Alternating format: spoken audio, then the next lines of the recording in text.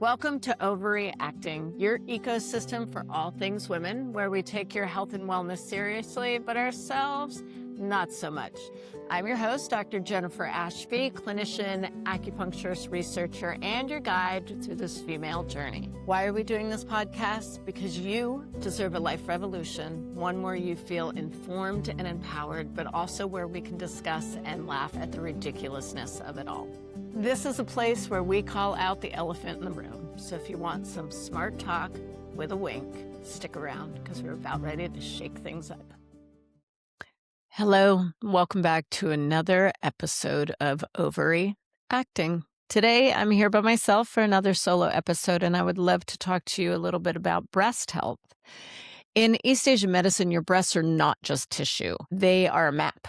And if you learn and know how to read them, they're going to tell you things about your liver, your emotions, your stress, your grief, and your hormones that no imaging will ever be able to show you.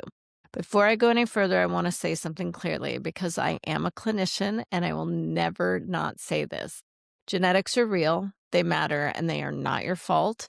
If breast cancer runs in your family, if you carry a BRCA variant, if you have a personal history, most of what I'm about to say and share does not ever replace screening, your oncologist, or your genetic counselor. Breast health is not entirely in your hands, and anyone who tells you otherwise is not telling you the whole truth.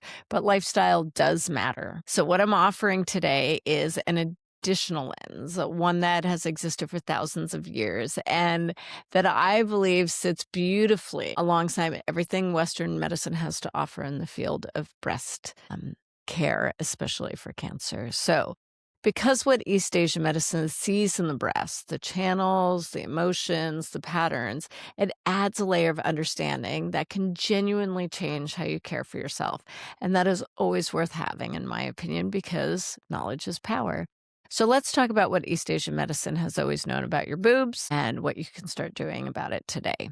So in East Asian medicine, nothing in the body exists in isolation. Every organ, every tissue, every symptom is part of a larger web of a relationship that is you. And the breasts sit at the intersection of three major pathways that tell us an enormous amount about what is happening and why it's happening, actually. The first is the liver channel.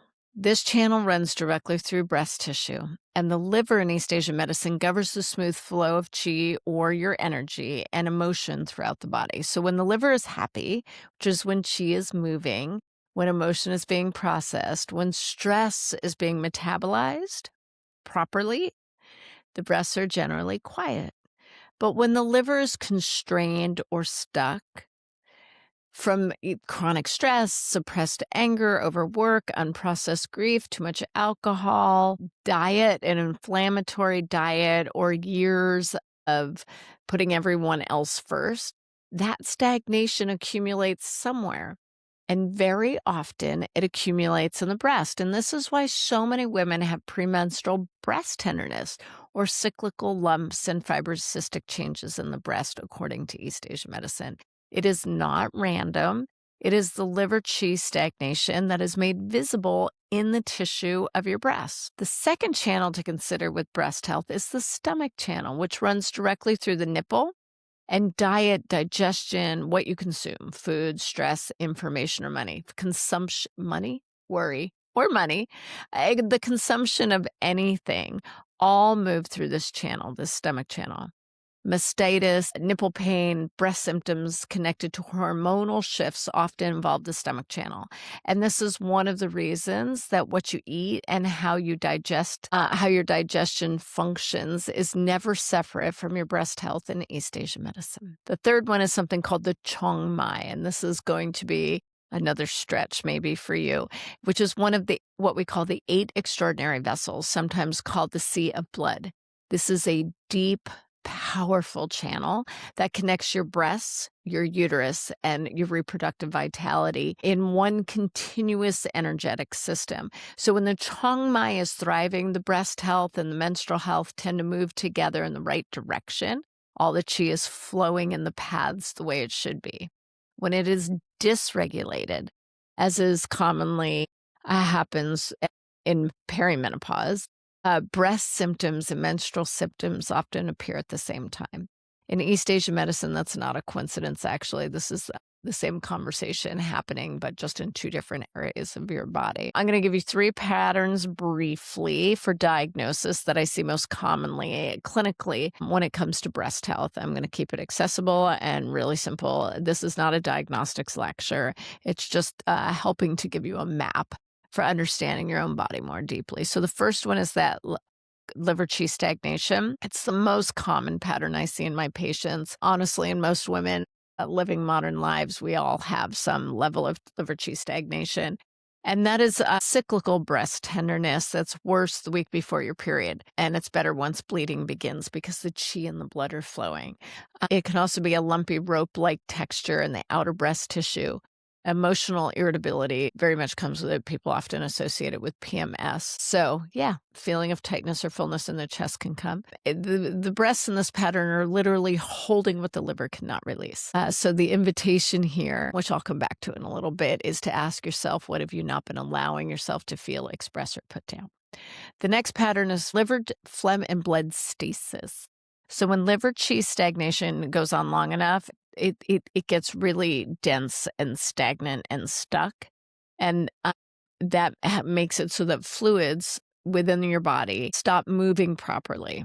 So it can lead to like blood not circulating as well. You see this in cysts and fibroid, more fixed, defined lumps. Fibrocystic breasts, which are disease, maps almost perfectly into this East Asian medicine pattern. And this pattern that requires the most sustained and layered treatment, and it takes time. It's also the pattern where lifestyle changes make the most meaningful difference over time. And then the third one for breast health is kidney deficiency, mostly in midlife.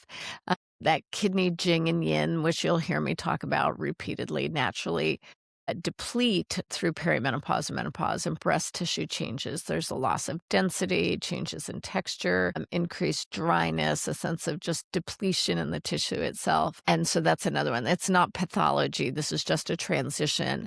But it's one that can be beautifully supported with the right tools of East Asian medicine. So here at this part in the episode, I think this might stop you in your tracks a little bit, because it when I first learned it, it kind of stopped me. In East Asian medicine, the left and the right breast are never neutral. They carry distinct energetic meaning rooted in thousands of years of classical theory.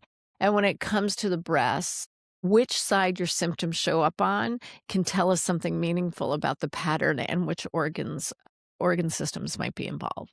So the left side of the body is classically associated with liver and gallbladder and with blood. So symptoms of the left breast, the tenderness, the cysts, the lumps, recurring issues, more strongly implicate liver qi and blood stagnation, blood deficiency, and the emotional weight the liver carries. The left side is where unprocessed emotions, particularly suppressed anger and long-held frustration, tend to show up in the tissue.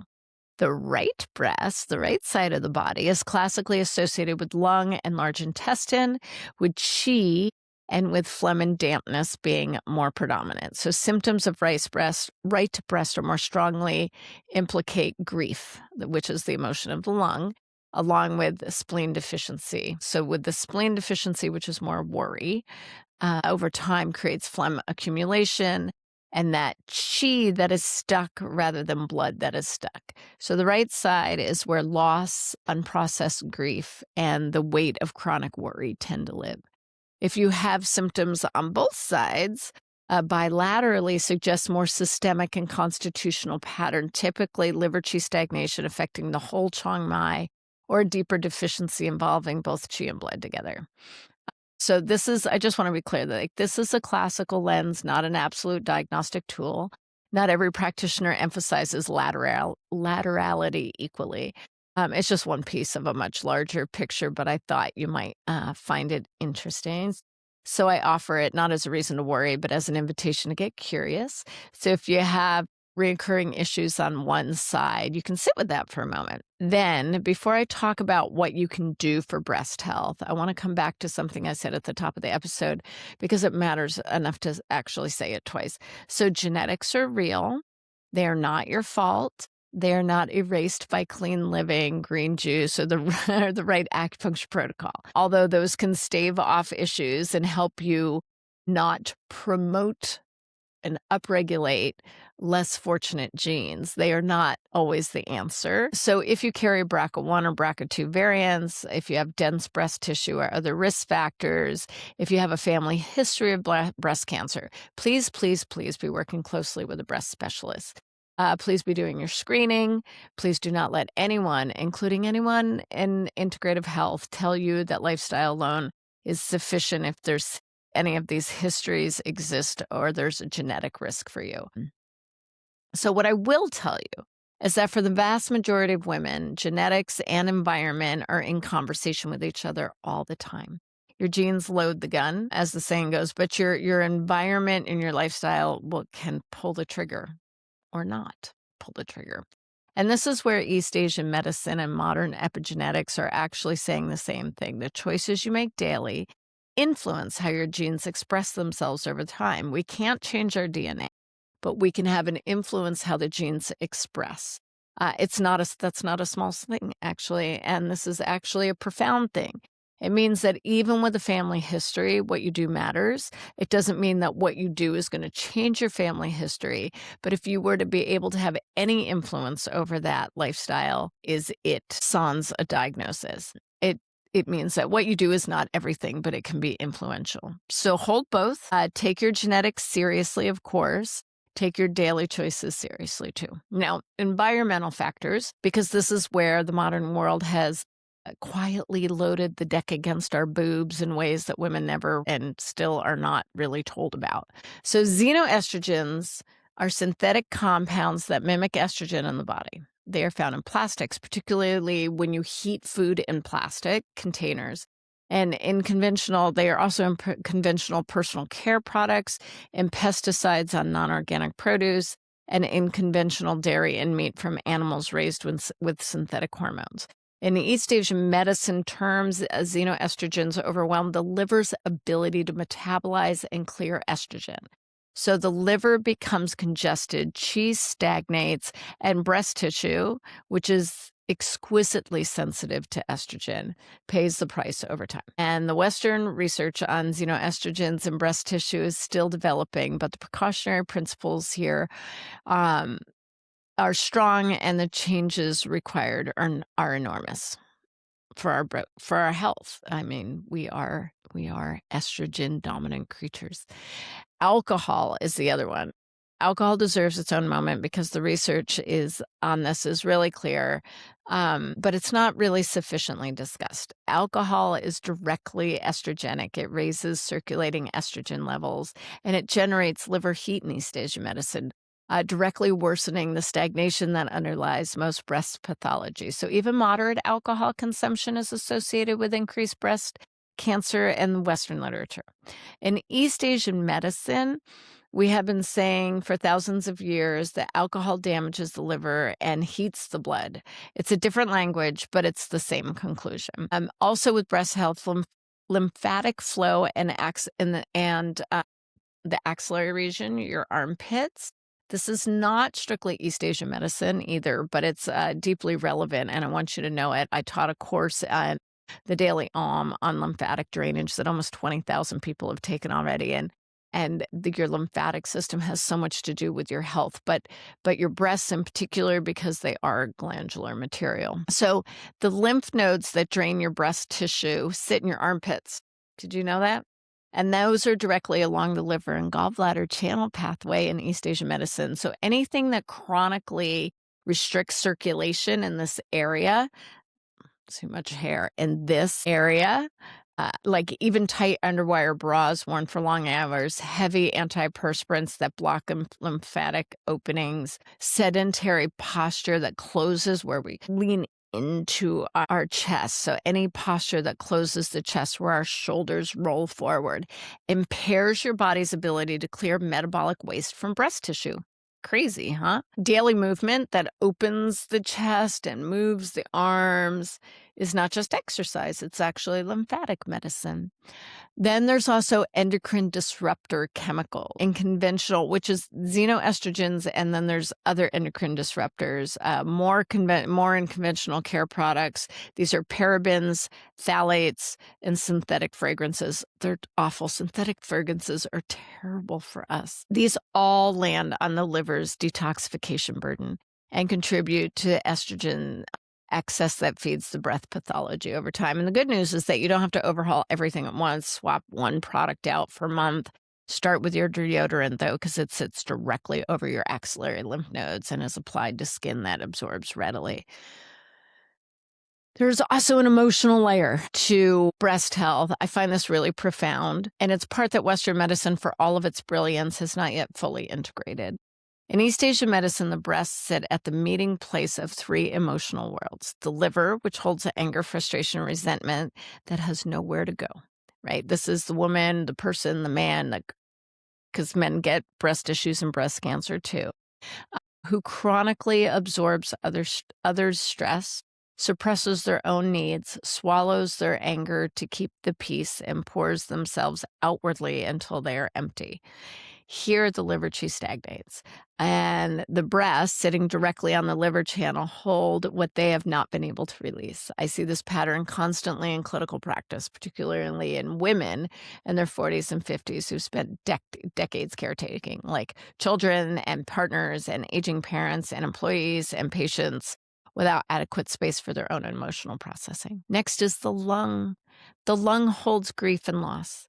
The metal element of the lung governs the chest broadly and the capacity to let go. So unprocessed grief, the grief of losing a parent, of children leaving the home, of an identity that no longer fits, of a body that's changing in ways that you didn't choose, this lives in the chest. And I think about this particularly for women in perimenopause and the perimenopause transition, who are often grieving multiple things simultaneously without naming it as grief. And the next, so we've got liver, lung, the last is the spleen, holds chronic worry and over-responsibility. So this is the woman who carries everyone, cannot turn her mind off, wakes at 3 a.m. running through lists. Her spleen, she becomes deficient over time. This generates that dampness that accumulates in breast tissue when we talk about the fluids not moving and processing. Fibrocystic changes in women who are chronic worriers is a pattern I see over and over. So now I want to say this carefully, because none of this means that breast pathology is your fault because of your emotions. Genetics, environment, and chance all play significant roles. And I said that at the top of this episode, and I mean it, because what East Asian medicine offers is the recognition that the emotional and physical are never two separate systems. They are one system, and tending to your emotional life is a genuine act of breast health. If your breasts are speaking to you right now through pain, tenderness, cysts, recurring symptoms, or changes you've been half noticing, kind of ignoring, I invite you to ask not just what's happening biologically, but what you've been carrying, suppressing, or not allowing yourself to grieve. So it's not instead of a mammogram again. This is actually an addition to one. So what can you do? What's the ask? Here is your practical prescription. It's simple, it's doable, and it's drawn from both East Asian medicine and modern integrative health. So daily self-breast massages. Nothing wrong with that. 5 minutes moving gently outward from the nipple in circular strokes, following the natural drainage pathways toward the armpit, right? The lymphatic system. This simultaneously moves chi, supports lymphatic drainage, and gives you intimate knowledge of your own breasts, so that if changes occur, you will notice them. It's one of the most underutilized tools for women in breast health, and it costs nothing. Next is reducing your xenoestrogen exposure gradually. Swap one thing out per month. Deodorant first, body lotion, cleaning products. Don't let perfection get in the way of you doing something. And then next is support your liver daily. Cruciferous vegetables, broccoli, Brussels sprouts, cauliflower, kale every day. Warm lemon water in the morning. Juice or completely eliminate alcohol. And minimize synthetic fragrances. They're just candles, everything. They're terrible for you. Next is moving your emotions. Therapy, creative expression, breath work, time in nature, honest conversation with people you trust. Stretching is a wonderful way to move your liver qi, just moving your body, which is the next one, actually, moving your body. Opens the chest, swimming, yoga flows that emphasize chest opening, tai chi, walking with your arms swinging freely, anything that runs circulation through the axillary region and moves your liver and gallbladder channels. And then know your family history and act on it. Don't stick your head in the sand if you have not had a conversation with your doctor about your personal risk profile. This is the most important item on the list. So everything else I've shared today supports your breath health. Knowing your risk and screening appropriately protects your life. So East Asian medicine has always known that the body keeps the score long before it became a book title, and your breasts are not separate from your stress, your grief, your suppressed anger, xenoestrogens in your moisturizer, or the genes you inherited from the women who came before you. Your breasts are a living record of your life. And the extraordinary thing, the thing that I want you to leave this episode carrying, is that while you cannot rewrite your genetics, you have far more influence over your breast health than you've ever been told. So the channels, the emotions, the environment, the daily choices, all of it matters. All of it is in conversation with your tissue. So take care of your breasts the way you would take care of anything you love, with attention, with gentleness, and with the willingness to listen when they are trying to tell you something. I'll see you next week. Preservation over reclamation, always. Thank you for joining me on Ovary.